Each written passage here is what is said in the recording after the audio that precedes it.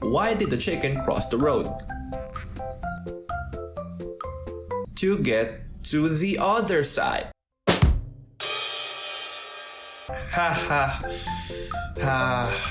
Yeah, I know it's a lame joke. Thinking of a good intro is hard these days. On second thought, I just realized that joke has something to do with the game that I'm gonna tackle today. In order for an arcade game to achieve the pinnacle of success, it should possess a certain touch of simplicity, a bag full of excitement, never-ending thrill, and of course, it should have that I wanna play it again addictive element. What's up guys, I'm Pal. Stumbling upon, or should I say, crossing across Crossy Road on the Google Play Store and App Store made me realize that this application embodies the qualities of a top caliber mobile game. The game is pretty easy to play as you'll guide a chicken to cross a randomly generated traffic flow that consists of cars, trains, buses, rivers, and more. As you keep earning points, the road to the high score gets tougher and tougher, and you find yourself getting squashed by a speeding train or swooped down by an eagle to serve as its helpless prey. Crossy Road is a free-to-play game that makes you frustrated and at the same time crave for one more attempt to beat your previous score. It's an endless cycle of tragedy and triumph that allows players to be perpetually hooked in this contrasting yet beautiful gameplay harmony.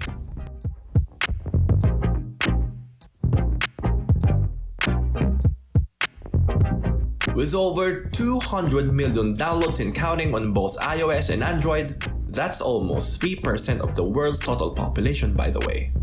Crossy Road brings a lot of great stuff to the table. The naming concept of the game were actually based on the riddle joke that I told you guys a while ago. Why did the chicken cross the road?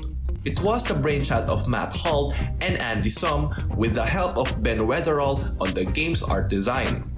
The triumvirate began working on Crossy Road right after they have established Hipster Whale late 2014. The Australia-based startup originally planned to spend 6 weeks in developing the game before releasing it into the wild. But after realizing its potential success, they delayed the initial release and continued to polish the game for 6 more weeks. Crossy Road is basically a revamped version of Frogger, a popular Japanese game released by Konami back in 1981. They have mostly retained Frogger's classic core features such as the control mechanics and the chaotic, obstacle-filled gameplay environment. Aside from that, Matt and Andy have drawn inspiration from successful arcade game titles like Flappy Bird, Subway Surfer, and Temple Run.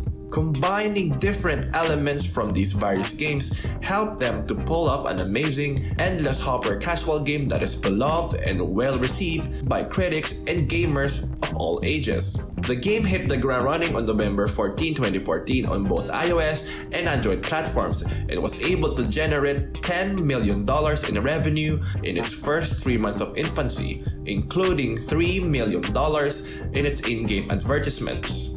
It has also garnered a whopping 50 million downloads during those 90 days. Also known as the Endless Frogger, Crossy Road was one of the finalists for the Game of the Year Award 2014 in the Australian Game Developers Awards, and was one of the winners of the coveted Apple Design Award in 2015. As of November 17, 2019, Crossy Road has an overall ranking of 244 at the iOS Top App charts.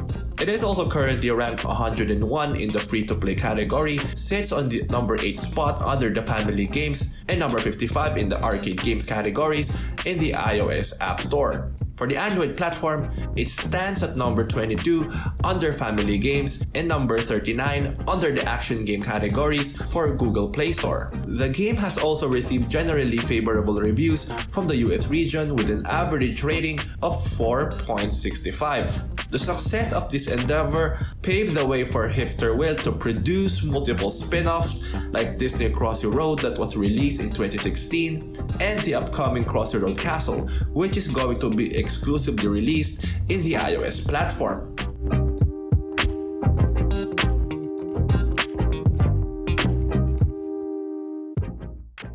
Crossy Road's core loop is pretty straightforward, as all you have to do is help your feathery friend traverse through a series of death-defying obstacles. The main goal is to achieve the most number of points per run, as you'll get a point for every line that you successfully cleared. Coins can be picked up along the way, which you can use to unlock an ensemble of quirky characters via prize machine. Aside from that, the game also allows players to open gift boxes from time to time, which contains awesome stuff by watching in-game ads.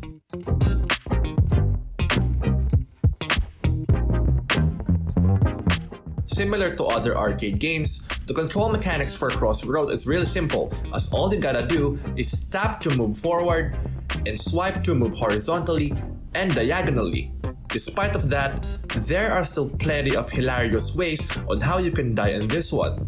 You can get hit by a 10-wheeler truck, get wrecked by a train, devoured by a crocodile that pretends to be a log, and get eaten by the rampaging river.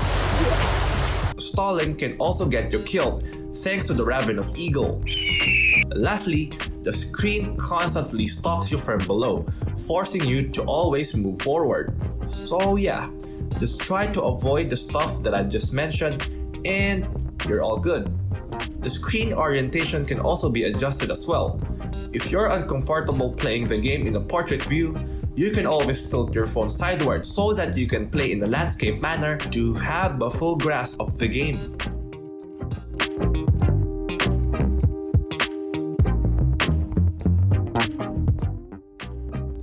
The pecking order is where the players can compete online via global leaderboard. The scores reset daily and participants can earn coins and unlock rare characters in the process. Players can also brag and share their scores through different social media channels. This is one of the important features of the game, as it allows Crossy Road to attract more players through word of mouth and generate a lot of attention without shedding much marketing effort on the developer's side.